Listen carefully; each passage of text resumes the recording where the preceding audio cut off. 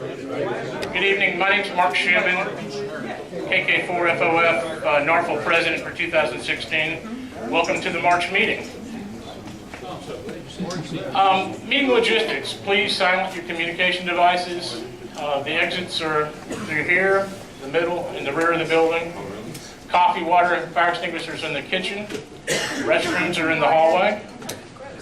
Please watch the cords if you're walking up the middle aisle. And after the meeting, please help us clean up and sweep the floors.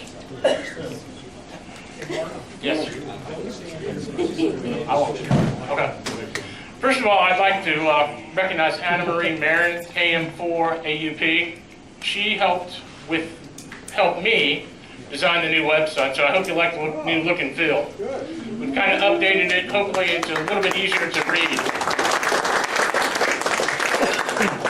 And I also want to thank, I think Bob Beeman's here, but Daryl Young's here, but I'd like to thank them for their work, especially on the March e-news. 15 pages, a lot of content, very professional looking. So if you haven't looked at it, be sure to go download it. So at this point, I'd like to welcome any new members or first timers. If you could stand up, and if you have a call sign, please give us your name and your call sign. We'll start over here on Mark. Mark Bundy, right here, live right here in Alpharetta, Whiskey 4 Uniform Tango X-Ray. Daniel Healy, call sign is KM4MVO, and I live in Johns Creek. Hi, Welcome. I live in Alpharetta, KM4PRL. Matt. Ryan, Sandy Springs, KM4 RKR. Anybody else in the back of the room? I'm sorry, I couldn't see you through Ian. Matthew DeLuca, N4RFD. I live in Johns Creek. Well, welcome everybody. Glad to have you.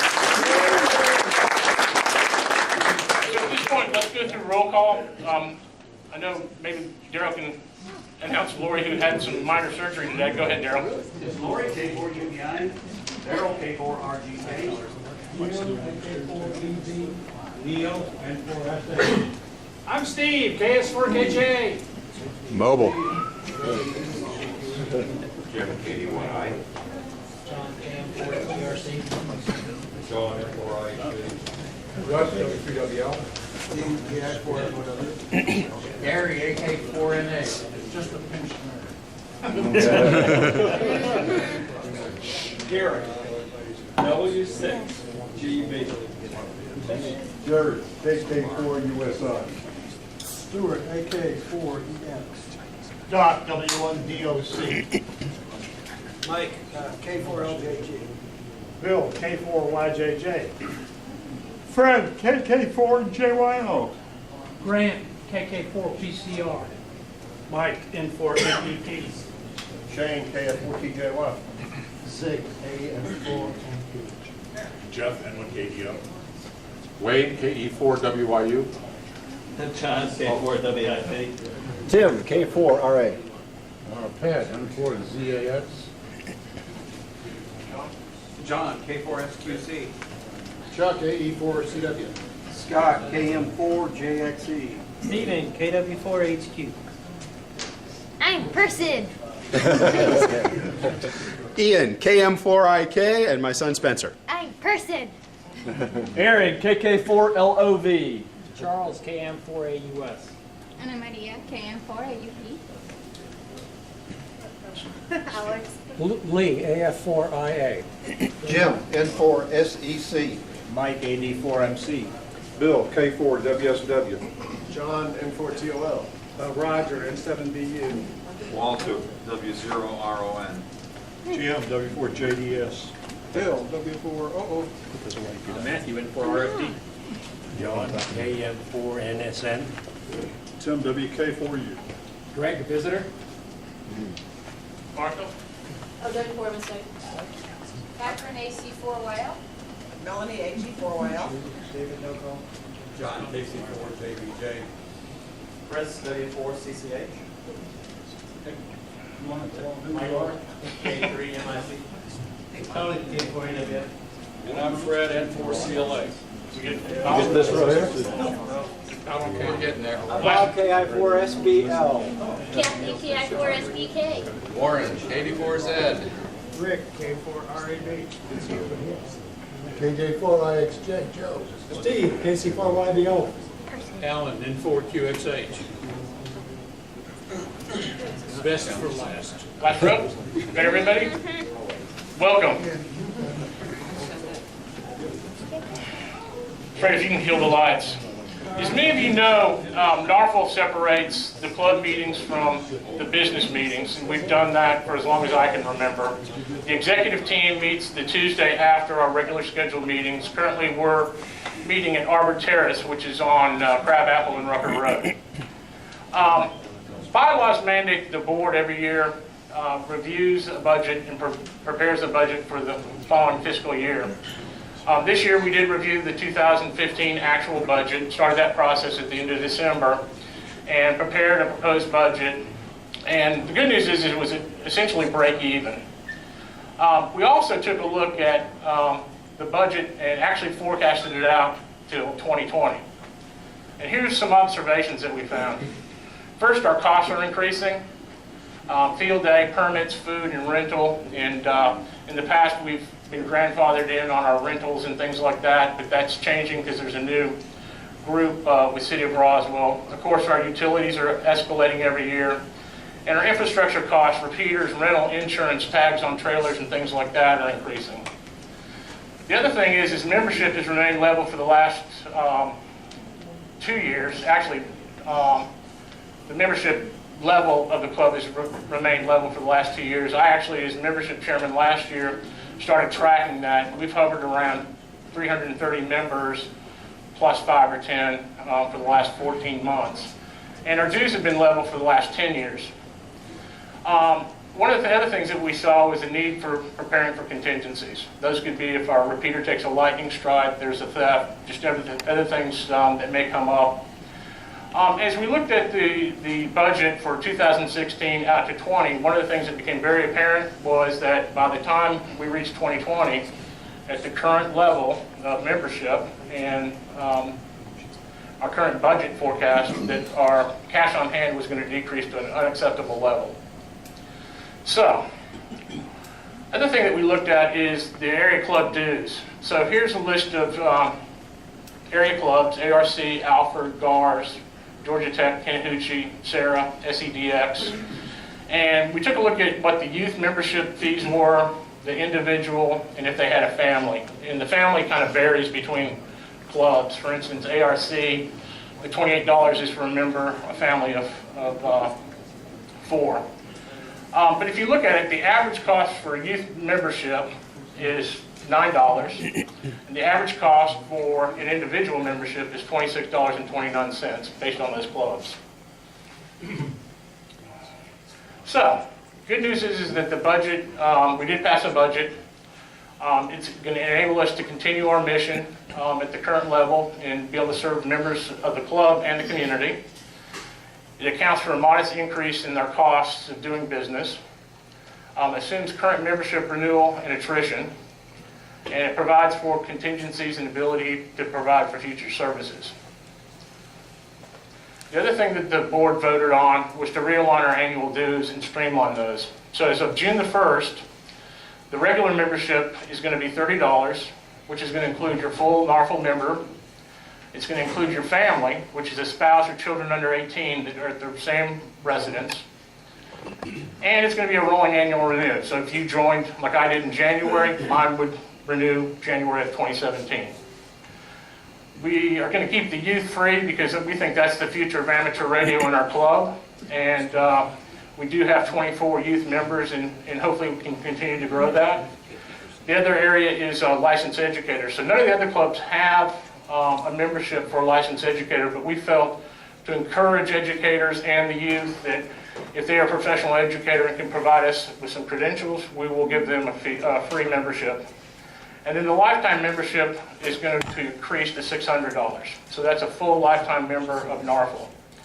The other thing a lot of people aren't aware of that we've had, and we had actually fine-tuned the language on this last year, but for regular membership, can be waived if it's your pass a NARFL VE sanctioned test or a ham cram, and it's a one-time offer. So, any questions before I move on to the presentation? Yes, Ian. Mark, was there any consideration taken for a step-up membership plan for youth that are maybe over 18, college students, but aren't in the working world yet, maybe? You know, maybe a college student is $10 or $15 for a year, or youth 18 to 22, 23 are, just a little less than a regular member, but not quite free, just as a means to get some revenue, but not hit them with a $30 fee that maybe is tough for them that first couple years out? It was not discussed or brought up in the executive meeting. I will be happy to add it to the agenda, and I think that's a fair thing for us to take a look at, especially if you're in college, then maybe have a step up. Yeah. Any other general questions? Yes, sir. Mark, what does the current regular annual membership cost? $20 for a regular individual member, $25 for a family. Okay, thank you. And about a third of the members, based on our calculations, have family memberships already, so they're paying $25. The other thing that factored into this is that there hasn't been a rate increase. We don't want to have to go and just incrementally increase it over the next 5 years. So, any other questions before I move on? Yes. Yeah, how much is in the treasury right now? Fred, can you answer that? About $7,200. That's enough. Not when you extrapolate it out based on the current to the year 2020, based on what we know now. If you do not factor in the expenses that we know about today for the next 4 years, the treasury would be just at about $1,200 with the current dues income and the current membership. So, it was a hard decision, but we want to make sure that the club has the revenue so that we can continue our mission for the next 5, 10, 15 years. So any other questions before we go on? If you have questions you'd like to ask, after Fred and I will be here and the other executive team, we'll be happy to talk to you. Yes? Has the club done any fundraising activities? Historically, we have not.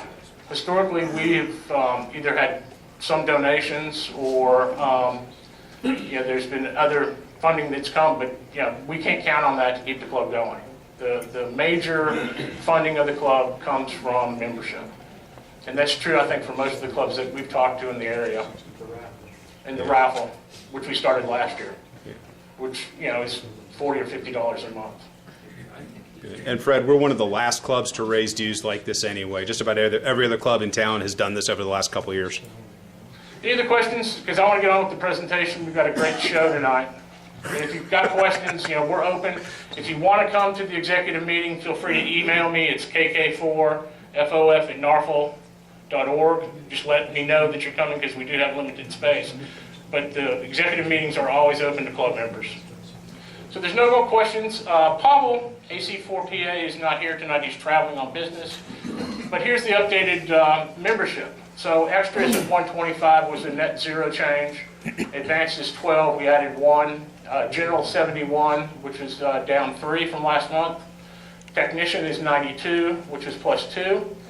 Youth is 24, and the total is 324. Break even. So at this point, Daryl, K4RGK, is going to go through activities.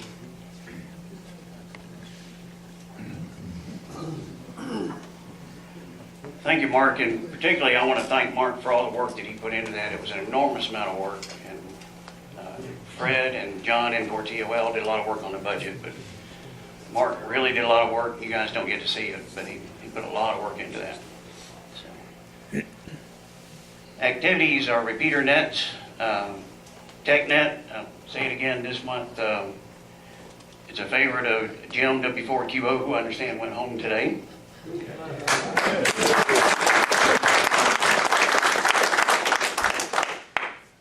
But we really need to keep that one going, and we need some more participation to make that happen.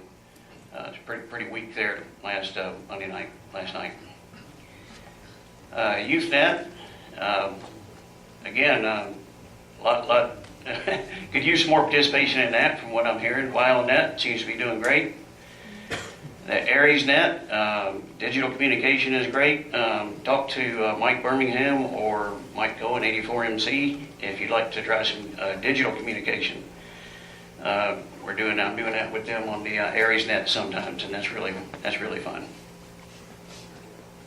Ham Cram coming up, don't forget about that. It's going to be at Mill Springs. Aries meeting April 12th at Fellowship Baptist Church. National Parks on the Air, we don't want to forget about that. Heading up with Terry Joyner, Jim Payne, and Mark Bundy. And Jim, did you want to take just a minute and say something? No, just a comment. Probably any of you that have worked HF, particularly 20 and 40 meters, have seen all the NPTOA stations on the air with a code identifier for a park. There's about 480 something parks or historical monuments or trails that are administered by the Federal Parks Group, and it's fun to work. It's a lot of fun, and they're on every day, so you can either be a activator or a chaser. Most of us have been chasers. How many in this room have worked a national park station? A lot of us, and that's great. How many have been activated? We are going to be starting, Terry and I with others, our club activities when it warms up a little bit, and we will probably have more announcements next club meeting. Hey, Jim, Yes. have there been, how many people down here have activated our stations? Activators, how many activators have there been? I know Dave Higdon has. Mike is out in Hawaii. With zero contacts. All right, here's a good question. Does that count? Yes, You it missed an does. opportunity. You could have called your wife. Yeah.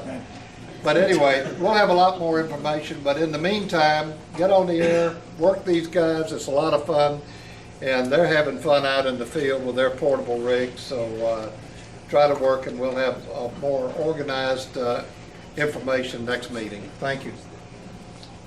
Thank you, Jim. Field Day coming up. Big favorite, we're getting ready for that. John Klutz got building the team. And we're going to talk more about that. A lot of the meeting will be dedicated to that, I believe, next month. Okay. John? Well, I said I was retired from Field Day Chairman, and since so many people wanted the job, I got out of retirement and got it back again. And number 1 in 3A was no mean accomplishment. There were 283 stations that were in the 3A category, and so we were first out of 283, which is, good for us. Now, I would just say right up front, I know some of you felt that last year there was too much emphasis on competition and not enough on kind of the other way to do field day, which is a little more casual. As I said, I was called out of retirement, and so I'm going to kind of tend to do this year what I know how to do.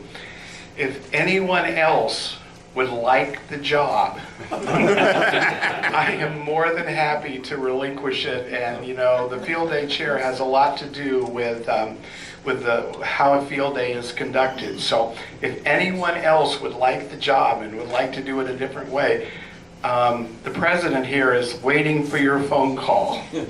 There are 2 new positions this year, and I would like you to think about them. One is there are 100 bonus points for social networking use. So if we have somebody out there who's really hot on Facebook or Twitter or Instagram or those kinds of things that I don't know about, come and talk to me, because I'd like to pick up those bonus points. The other set of bonus points out there is 100 bonus points for a safety officer. Make sure that we're listening to the National Weather Service, that our stations are properly grounded. There really is some work associated with it, but if any of you, maybe with some ARIES training or SEP training, have interested in being the safety officer, get a hold of me because I'd love to get those bonus points, and it might actually make for a safer field day. What a concept! Thanks. Is that somebody who's actually got that position, or you just call yourself? No, there really is an appointed position. It's in the rules. If they don't do that. Did you stay there the whole time, the safety officer? I would think you could have an assistant safety officer. So if you want to be safety officer, talk to John. And I have safety tape that I provided me with it, so the tape is already here. Okay, and the Metro multi-club transmitter hunt is coming up in April. John spread himself pretty thin. He's running that along with Tim Lemon, and be more on that later. Atlanta Science Festival coming up end of March. Mike Cohen's going to be very involved in that. If you would like to know more about that, sorry to put you on the spot, Mike, but see Mike Cohen, 84MC. Norfolk website always has club activities listed, so please visit the website. And John, would you like to talk to us about QSO Party, please?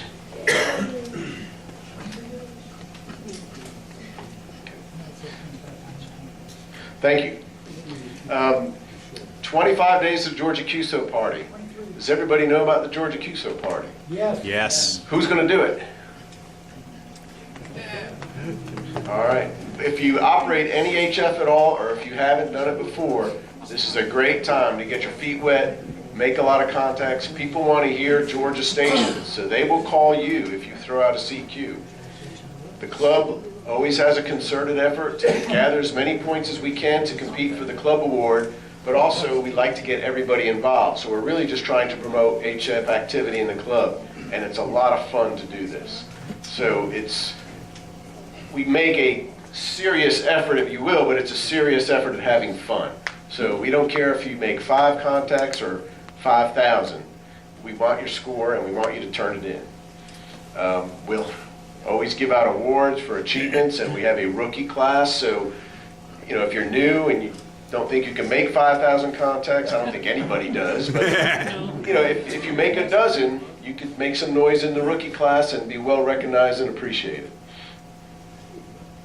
So get on here and give it a try. If you competed last year, set a mark to try and beat last year's score, or try another category or mode. I will be sending out a lot of blasts to the Reflector about the process and how the contest works, and also some information. There's a lot of different contest packages. I think a lot of people use N3FJP for the Georgia QSO Party. In the back of the room on the big screen, there's a sample of what a screenshot looks like running N3FJP for the Georgia QSO Party. And this software can be purchased for $8.99, and it's a lifetime subscription. So whenever updates and enhancements come, you get them for free. And I'm not endorsing this guy because I only use his contest package. I don't use his logging, but it's a good, easy to learn, user-friendly contest, that package. So I'll give some information on that on the Reflector. I'll maybe mention some other packages that are available. So GeorgiaQSOParty.org to find out the rules and the procedures and the process. Have fun, do it, and I'll be sending out, we also have a sign-up list so we can gauge who's going to participate, and then we look forward to you for sending in the scores about a week or so after the contest. It's a lot of fun, and I hope to hear you there. And Ian, I think you're, one back. Can you go with?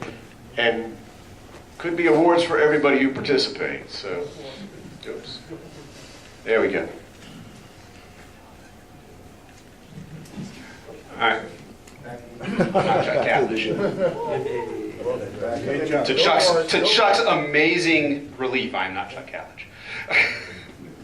So I want to take just a second to talk about our volunteer examiner program. Fred, could you hit the lights for me, please? Once a year I have to get up here and run my mouth because I know y'all can't get enough of me. No. About once a year I want to get up and plug the VE program. It's a really good way for, if you're looking for a way to get back involved, if you're in general class or an extra class, want to give back a little bit.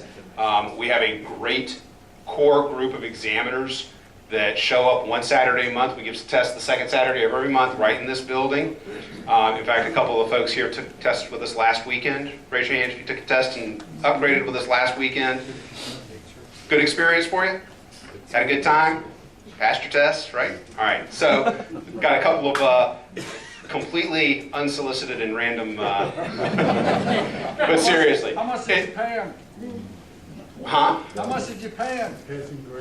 Oh, well, I'll see you afterwards, Fred. Okay. We'll talk about that. Seriously, if you want to get back to the ham community and get back to the community in general, you know, but you don't think you want to step into Aries and you don't want to step into some of the other opportunities that amateur radio has, becoming a VE, if you do it with us, we do it through the NFARL. It takes a couple of hours to read through the manual and do the little open book test to get certified. We ask you for 3 to 4 hours one Saturday morning a month, and the odd occasional ham cram. When we hold a ham cram session, we run the testing for those as well. Some of us teach the ham cram parts of it. If you have questions or you're interested in getting involved, find me. I'll be more than happy to point you in the right direction and hook you up. I just had some very productive conversations earlier this week with the ARRL VEC desk about some goings on. KM4IK at NFARL.org is how you get in touch with me. Most everyone in the room knows that. My contact info is all on the website under the VE section as well. And while I have everyone's attention, No, you don't. That's all right. well, that's okay. I'll fake it like I always do. We have a member of our VE team who is, I feel, deserving of a little bit of special recognition.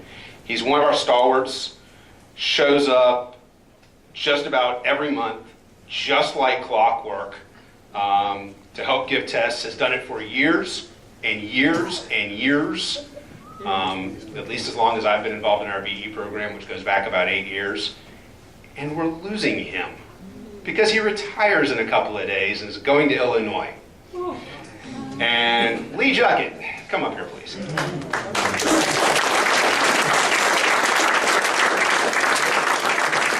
Our loss is Naperville, Illinois' gain.